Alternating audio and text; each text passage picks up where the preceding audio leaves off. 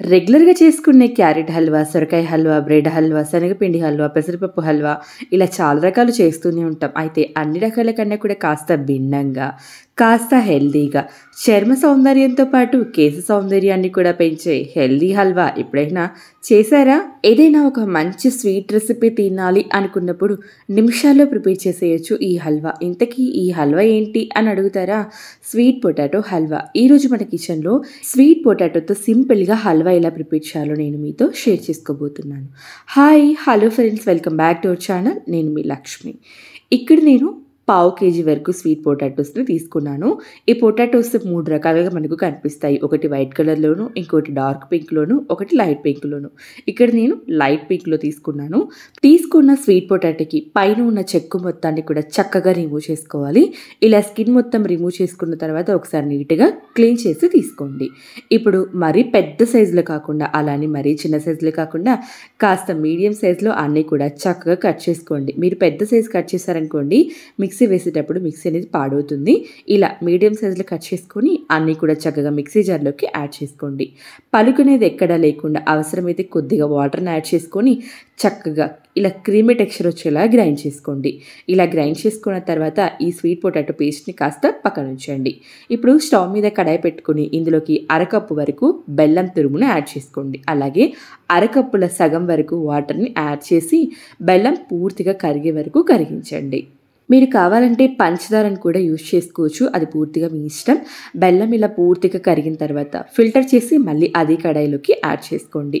బెల్లం పూర్తిగా మరగకముందే ఒక మరుగుతున్నప్పుడు ఇందులోకి ఒక జల్లెడ పెట్టేసుకొని గ్రైండ్ చేసి పెట్టుకున్న స్వీట్ పొటాటో పేస్ట్ మొత్తాన్ని కూడా జల్లెడలో వేసేసి ఇందులో ఉన్న ముక్క చెక్క కిందకి పడకోకుండా కాస్త మెత్తటి పేస్ట్ మాత్రమే ఈ బెల్లం పాకంలో పడేలాగా పైన ఒక స్పాచులాతో కానీ ఒక గరిటెతో కానీ ఇలా అదుముకుంటూ ఈ స్వీట్ పొటాటో పేస్ట్ మొత్తాన్ని కూడా ఈ బెల్లం పాకంలో వేసేసుకోవాలి. జనరల్గానే స్వీట్ పొటాటోలో కాస్త పీసులు అక్కడక్కడ తగులుతూ ఉంటాయి.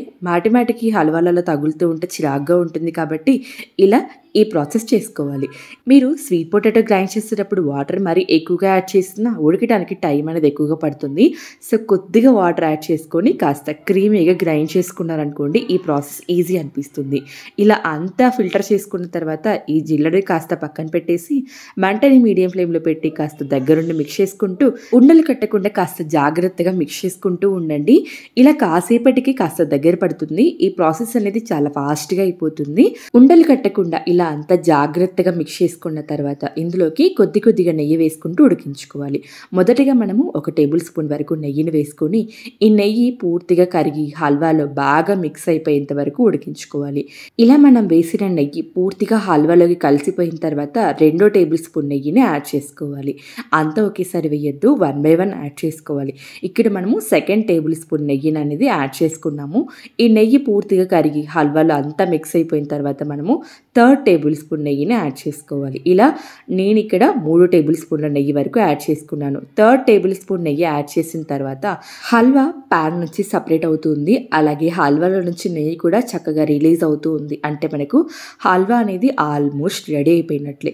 ఈ స్టేజ్లో మనము కాస్త స్టవ్ని లో ఫ్లేమ్లోకి టర్న్ చేసుకోవాలి. హల్వా చూడండి చక్కగా దగ్గర పడిపోయింది. అలాగే ప్యాన్ నుంచి కూడా సపరేట్ అవుతూ ఉంది. ఈ హల్వా కాస్త చల్లారితే ఇంకాస్త దగ్గర పడిపోతుంది. సో మనకు ఈ కన్సిస్టెన్సీ అయితే కరెక్ట్గా సరిపోతుంది. చూడండి కాస్త చిక్కబడింది కదా. ఈ కడాయిని కాస్త పక్కన పెట్టేసి స్టవ్ మీదకి వేరొక కడాయిని పెట్టేసుకొని ఇందులోకి 1 టీ స్పూన్ వరకు నెయ్యి వేసుకొని కట్ చేసి పెట్టుకున్న కాజులను వేసుకొని కాజు లైట్ గోల్డెన్ కలర్ వచ్చేంత వరకు ఫ్రై చేసుకోవాలి.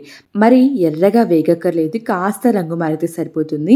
ఇలా లైట్ గోల్డెన్ కలర్లోకి వచ్చిన తర్వాత ఈ కడాయిని కాస్త పక్కన పెట్టేసుకొని మనము హల్వాలోకి 1 టీ స్పూన్ వరకు ఇలాచీ పౌడర్ని అలాగే ఫ్రై చేసి పెట్టుకున్న కాజులను ఆ నెయ్యితో సహా యాడ్ చేసుకొని అంతా ఒకసారి బాగా మిక్స్ చేసుకొని స్టవ్ ఆఫ్ చేసేసేయండి. మనకు ఈ హల్వా ఇంతకు మించి చిక్కబడదు. మీరు ఎంతసేపు బయట ఉంచినా కూడా ఇదే కన్సిస్టెన్సీలో ఉంటుంది. అంతా ఒకసారి బాగా మిక్స్ చేసేసుకొని ఈ హల్వాని ఏదైనా ఒక కప్లోకి కానీ లేదా ఒక ప్లేట్లోకి కానీ సర్వ్ చేసుకోండి. చూడండి హల్వా రెడీ అయిపోయింది. ఇక్కడ నేను కప్తో సర్వ్ చేసుకుంటున్నాను. వేడి మీద ఉన్నప్పుడు కాజు ఫ్రై చేసిన నెయ్యి ఎక్కువగా అనిపించింది. చూడండి పూర్తిగా చల్లారిన తర్వాత ఆ నెయ్యిని కూడా అబ్జర్వ్ చేసేసుకుంది హల్వా. మనకు చూడటానికి కాస్త ఎక్కువగానే అనిపిస్తుంది కానీ మనం వేసిన నెయ్యి కరెక్ట్‌గా సరిపోతుంది. ఇలా బౌల్‌లోకి సెట్ చేసుకున్న తర్వాత ఒక ప్లేట్‌లోకి ఫ్లిప్ చేసి బౌల్ షేప్‌లో సెట్ చేసేసుకోవడమే. సింపుల్‌గా అయిపోయింది కదా స్వీట్ పొటాటోతో హల్వా. ఎప్పుడూ ఒకే రకమైన హల్వా కాకుండా అప్పుడప్పుడు పిల్లలకి ఇలా పెడుతూ ఉండండి. ఆరోగ్యానికి చాలా మంచిది. చాలా సింపుల్‌గా ఉంది కదా! జస్ట్ ఇలా నోట్లో పెట్టగానే అలా కరిగిపోతుంది వెన్నలాగా. చాలా టేస్టీగా ఉంది. తప్పకుండా ట్రై చేయాల్సిన రెసిపీ. ఈసారి మీరు ట్రై చేసి మీకెలా కుదిరిందో కామెంట్ సెక్షన్ ద్వారా తెలియచేయండి.